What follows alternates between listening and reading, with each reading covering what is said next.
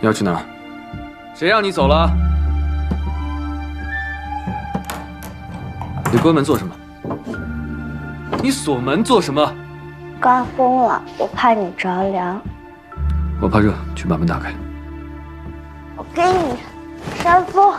桑琪，你在干什么呢？还热吗？胡闹！还不快停下！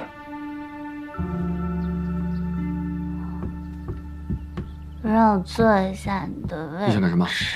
坐一下你的凳子。你我这还是软的，还没有毛。凳子不是应该铺了快给我下去！这开始站。你别逼我，我再警告你最后一次，你快起来！下去！快，听到没有？给我下去！快！师爷，哎，你在屋里吗？这屋中什么动静啊？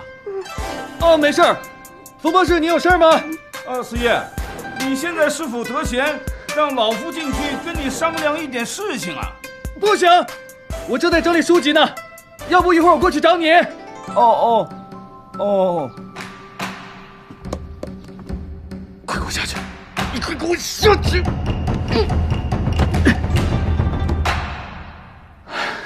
桑琪，桑琪，桑琪！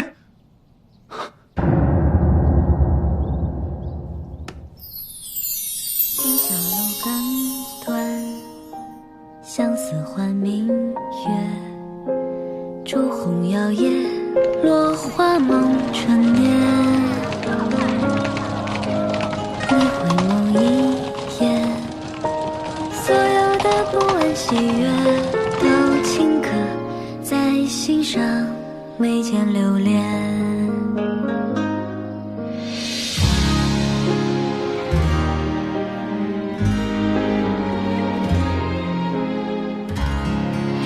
他致幻的症状和2年前雨兄中毒后很像。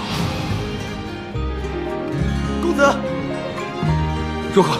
如您所料，桑小姐确实中毒了。可是饭菜用银针试过，并无寒毒之兆啊。没有寒毒之兆？难道真的是？桑琪现在如何？桑小姐回府以后一直昏迷不醒，汴京的几大名医都束手无策。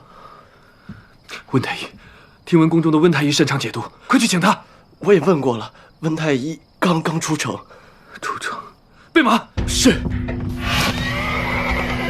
雨兄，当年我没能救下你，这次我绝不能让桑琪有事。